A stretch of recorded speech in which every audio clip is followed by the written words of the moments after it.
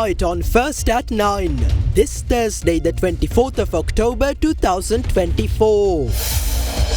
Unraveling the conspiracy. 3 arrested in connection with the planned attack on Arugam Bay. Sri Lanka was aware of the threat before the presidential election, affirms Public Security Minister. Another false alarm. Another Vistara flights makes an emergency landing at BIA over bomb threat. No explosives found on board. Pure intentions. Do not politicize the Easter attack reports, requests the former president. Loophole. Sri Lanka lacks the tax framework to implement the imputed rental income tax, says tax expert. Proposes the implementation of zero-rated VAT and an anti-profiteering act. ඔබේ විශ්වාසය දෙනු සෙන්සුරයින් දැන් ළඟමැති ෆාමසියෙන් ලබා දෙත හැක. Crunchy goodness for hunger on the go. This is Derana First at 9. Live from Studio 24 in Colombo.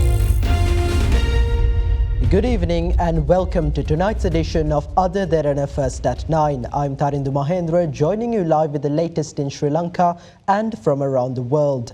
In your top story this evening, 3 individuals have been arrested by the police on suspicion of planning an attack against Israeli nationals touring Sri Lanka.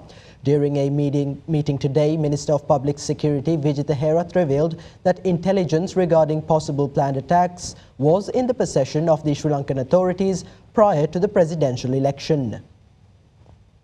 Sri Lanka state intelligence received reports from foreign intelligence about a potential attack targeting Israeli citizens in the Arugam Bay area. Reports indicate that the attack was expected to occur between October 19th and 23rd, involving 2 Sri Lankan citizens, one of whom recently returned from Iraq. The attack is believed to be in retaliation for the killing of Hezbollah leaders by Israeli forces during the ongoing conflict. In response to these intelligence reports, security in the Arugam Bay area was heightened over the past 2 weeks. Against this backdrop, the US Embassy issued a statement indicating that it has received reliable intelligence warning of an attack aimed at popular tourist spots in Arugam Bay. US citizens were advised to avoid the area. Following the US Embassy's warning, several other embassies and high commissions, including those from the United Kingdom, Australia, New Zealand and Russia, issued similar advisories. Israel's security headquarters also issued a warning to its citizens in Sri Lanka regarding the threat. Meanwhile, police have arrested 3 individuals in connection with the planned attack. It has been 1 month since the formation of the new government. The intelligence units informed us regarding this during the first 2 Defence Council meetings under the new government, and this issue was discussed thoroughly. We have arrested 3 suspects in this case and are currently questioning them. Investigations will proceed based on the information we gather from them. We discussed this matter with the President, Prime Minister and other security authorities the night before and took measures to tighten security. An emergency meeting of the Defence Council was held last morning, during which several decisions were made.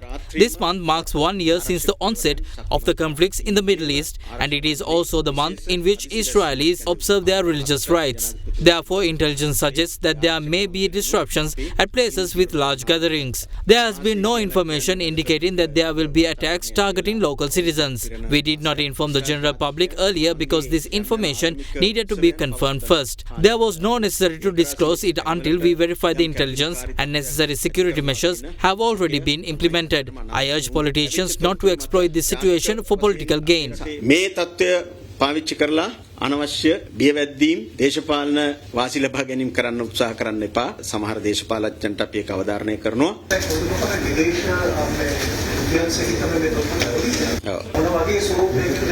මොන වගේ ප්‍රහාරයක් කරයිද? No, we did not receive any definite information on that. What we received was that there could be disruptive activities targeting gatherings of Israelis and that some locals may be involved. දේශීය කවුරු හරි මේ එතන ඉන්නවා කියන එක තමයි එයාගේ පැත්තෙන් ආවේ. මේ පුද්ගලයන් අත්අඩංගුවට ගන්න අවස්ථාවේදී පුපුරු ද්‍රව්‍ය හෝ අවියාවිද ඔවුන් සම්පතකේ තිබිලා නෑ. එහෙම කිසිවක් ඔවුන් සතුව තිබිලා නැහැ. අන්තවාදී සංවිධානයේ කොහොමද සම්බන්ධකම් පිළිච්ච එහෙම සංවිධානවල මූලික විදිහට ක්‍රියා කරනවා කියලා එහෙම නැහැ. ඊශ්‍රායල් ජාතිකයන් රැඳී සිටින හෝටල් තිබ්බතෙන් ආසිතවද ඔවුන් අත්අඩංගුවට ගත්තේ? නෑ. එහෙම නෙමෙයි. එහෙම නෙමෙයි. විදේශ බුද්ධ්‍යංශයකින් තොරතුරු ලැබෙනකන් ඇයි ශ්‍රී ලංකාවේ බුද්ධ්‍යංශයට මේ සම්බන්ධයෙන් වාර්තා වීමක් ලැබුණ නැත්තේ? මේක මේ ජනාධිපතිවරණටත් කලින් ඉඳලා එන එකක්. This information was received even before the presidential election. It was not something we received after being elected. This situation is not comparable to Easter Sunday attack. This is a precautionary measure due to the looming global threat.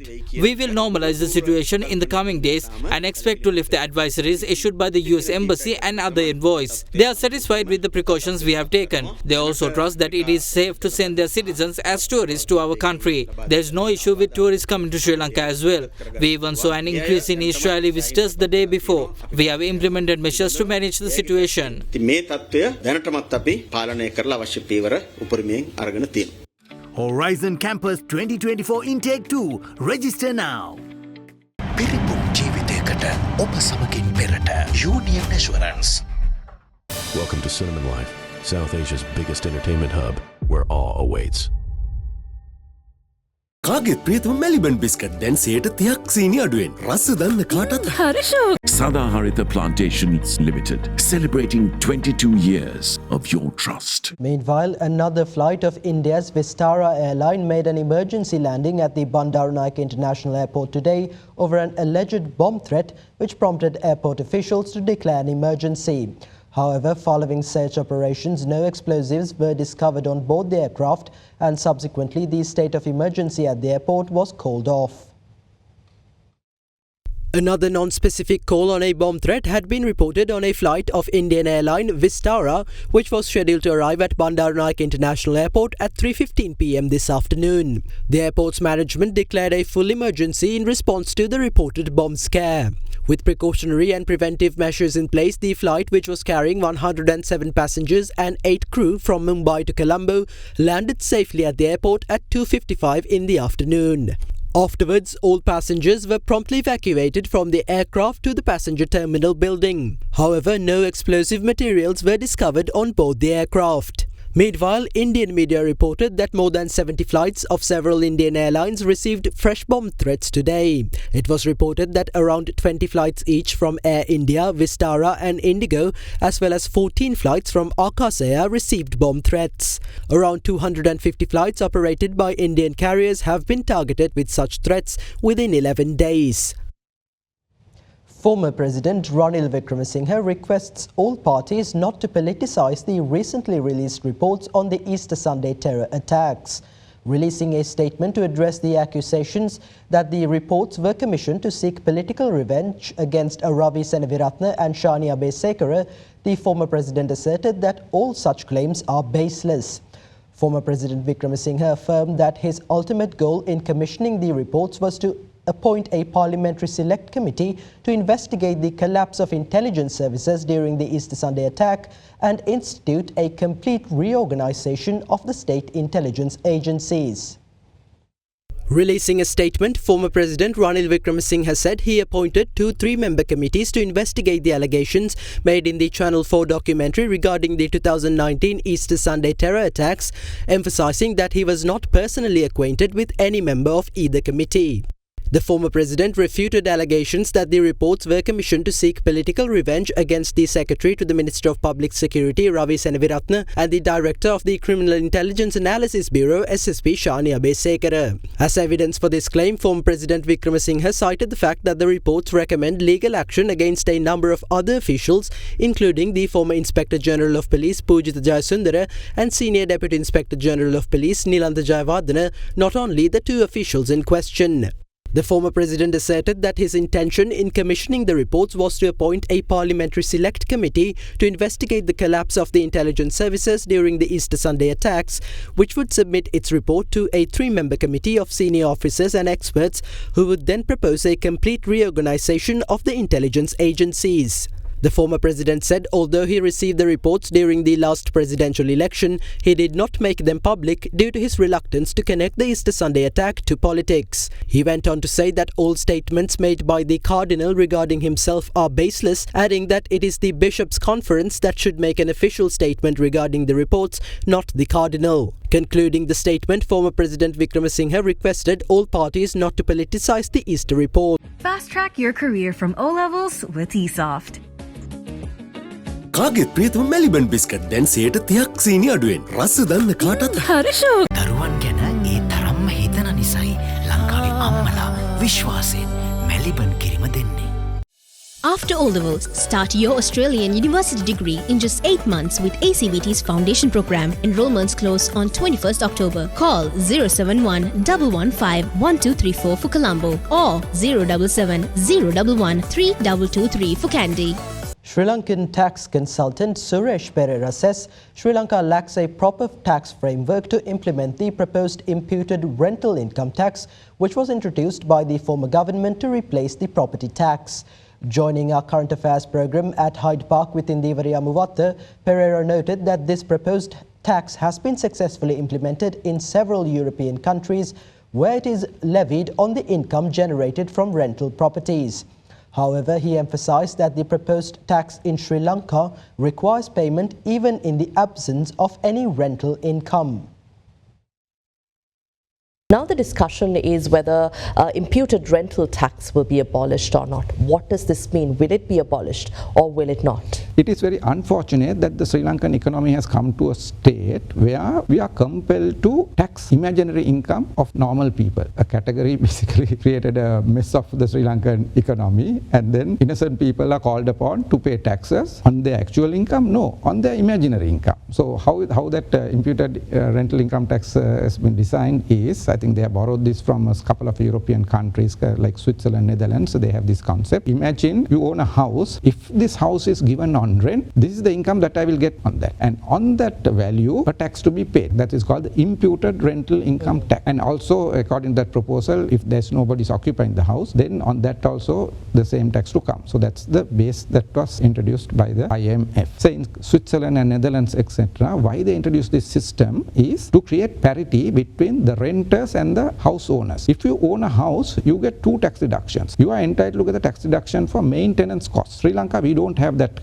rule. In Switzerland, for housing loan interest, there is a tax deduction. Once upon a time, we had that interest on housing loan tax deduction. It is no more in our tax system now. Switzerland introduced to create that parity. So because the person who is renting is not getting that tax deduction, whereas the person who is owning is getting that tax deduction. So therefore, to create parity between the renter and the owner of the house, income is imputed on the owner of the house. Now, Sri Lanka, that tax framework is not there. So there is no rationale to introduce that tax in Sri Lanka. The tax evaders, will they be targeted? Yes, from the 1st of July, Sri Lanka has gone to this system called automated bulk information collection. The banks and a couple of other government institutions have to submit information with regard to all automatically, periodically. As a result of that, Inland Revenue Department having information with regard to a person's all the bank accounts, all the interest, vehicles, etc. without the individual declaring them to the Inland Revenue Department. So because of that, the tax evasion is going to become a hard thing going forward. There is also discussion on certain exemptions given to private healthcare,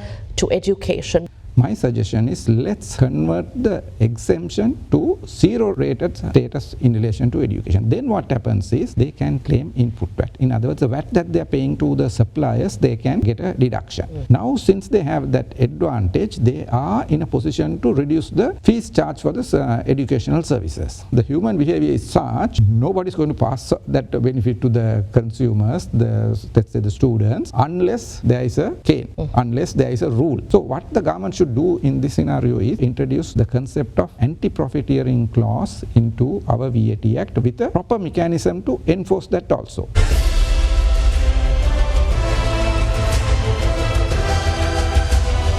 Sri Lanka decides 2024. President Anura Dissanayake says the government has taken every measure to ensure the safety and security of the country's citizens. Meanwhile, Prime Minister Dr. Harini Amarasuriya says individuals who are criticising the new government will not be able to deceive the citizens once more with their tactics. A public rally of the National People's Power was held in Puttalam today under the patronage of President Anura Kumara Dissanayake.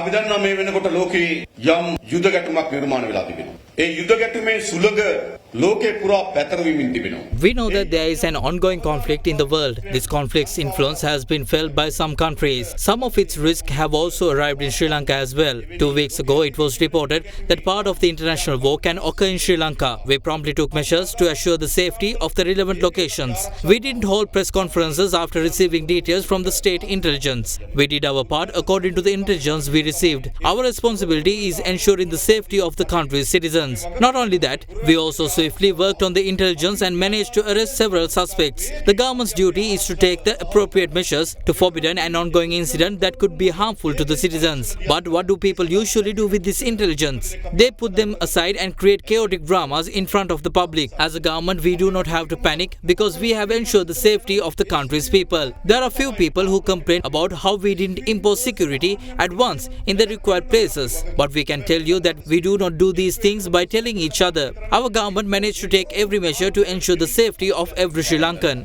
අපි අවශ්‍ය වෙන ආරක්ෂක පියවර අරන් තියෙනවා. මහජනයාගේ ආරක්ෂාව තහවුරු කිරීම සඳහා ගත හැකි හැම පියවරක්ම ගත්තා. අන්න ඒවට තමයි ආණ්ඩු කියන්නේ මතක තියාගන්න. Another meeting of the National People's Power was held yesterday in Kalupaluwava, Rajagiriya under the patronage of Prime Minister Dr. Harini Amarasuriya.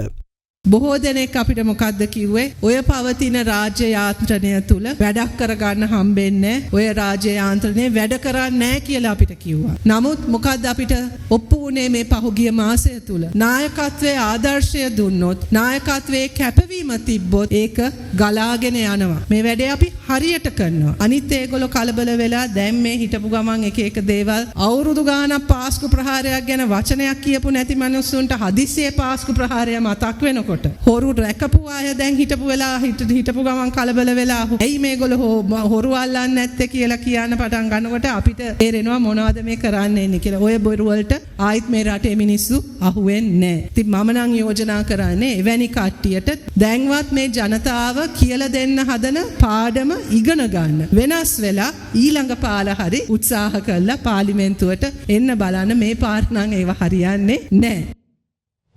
Sarva Janabale leader Dilip Jayavira says the incumbent government is repeating the mistakes of previous administrations despite coming to power promising change. Jayavira went on to say that considering the failures of the former opposition leader, Sri Lanka has no alternative as the opposition other than Sarva Janabalaya. An electorate meeting of Sarva Janabalaya was held in Biyagama today under the patronage of the alliance's leader Dilip Jayavira. During the event, several political activists of the Biyagama electorate joined Sarva Janabalaya. මම හිතන්නේ 1956න් පස්සේ මෙවැනි උත්සාහයක යෙදෙන පළවෙනි I think Sarva Janabalaya is the first movement since 1956 who is currently putting in this effort. We are asking for the support of the people to do the brave duty of the opposition. Among the political ruins, the opposition leadership of Sajith Premadasa has ended and now it is time for him to retire. That is because during his time as the opposition leader, a political movement who previously earned 3% of the votes managed to secure around 40% when his rival party was present in the parliament. So I believe that the people do not have an alternative as the opposition other than Sarva Janabalaya. විරුද්ධ පක්ෂය තෝරා ගැනීමේදී සර්ව ජන බලය හැර. In the meantime, former Minister H.B. Semasinghe and several politicians representing the Anuradhapura district joined Sarva Janabalaya today. ප්‍රතිවර්ණයකින් පස්සේ සමදාම පෙන්වන නාට්‍ය දැන් ආයමත් පටන් ගන්න දිනවා CID එකයි FCID එක ඔය අනුර කුමාර දිසානායක මහත්තයා මිනිස්සු හිතපු වෙනස. If President Anuradha Dissanayake wanted to institute the change the public always required, he shouldn't be displaying the presidential secretariat car park or initiate court cases against people as usual. Back when the government of good governance was in power, the incumbent president played the same role. People rejected that pattern and asked for a difference. But they are doing the same thing again. We do not think that this is appropriate. මිනිස්සු කිව්වේ අලුත් දෙයක් කරමු කියලා. ඉතින් පරණ වැඩේමනේ කරන්නේ. ඉතින් මේක හරියන්නේ නැහැ. Samagi Janabalawega leader Sajith Premadasa vowed to introduce a strong economic policy after securing a majority in parliament. Addressing a meeting in Avisavela, Premadasa asserted that an SJB government would ensure price control for essential food items and ease the burden of the public.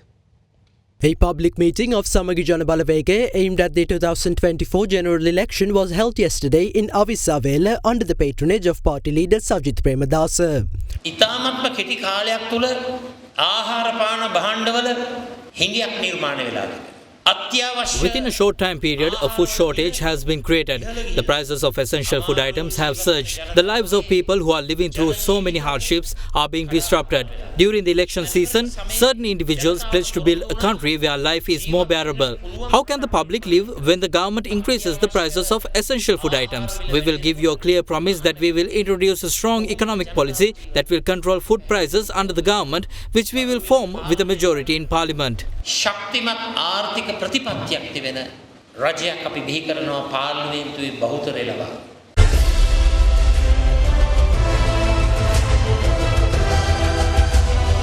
Sri Lanka decides 2024.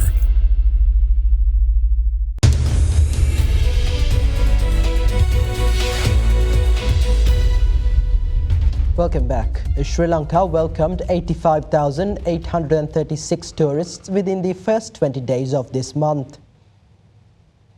According to the statistics of the Sri Lanka Tourism Development Authority, 1,570,644 tourists have arrived in Sri Lanka between the 1st of January and the 20th of October. Based on SLTDA statistics, Sri Lanka needs at least 730,000 more tourists to achieve the 2.3 million target set for the year 2024. The highest number of tourist arrivals this year was recorded in February, totaling 218,350 tourists. During the first 9 months of this year, Sri Lanka has earned $2.3 billion from tourism, with $181 million in September alone.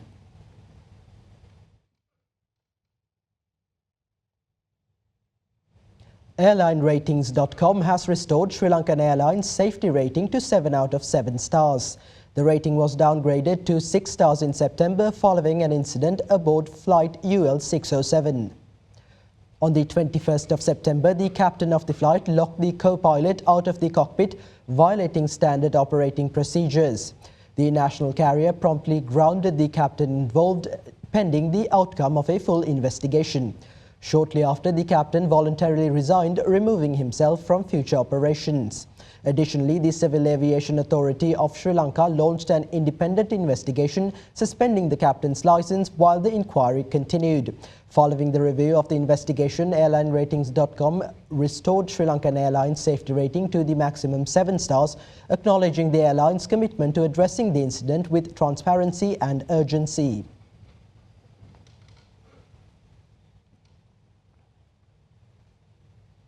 The Colombo Bourse closed on a positive note today as a result of price gains in counters such as John Keells Holdings, Sampath Bank and Hatton National Bank. The all-share index settled 0.94% higher at 12,473.50 points, while the S&P SL20 closed 1.55% higher at 3,720.30 points. Market turnover crossed 4.7 billion rupees. The capital goods sector was the top contributor to the market turnover, followed by the banking sector. Foreign participation in market activity remained at subdued levels, with foreigners closing at net sellers, with shares worth 199 million rupees. And with that, we wrap up tonight's edition of First at 9. Thank you for joining and have a good night.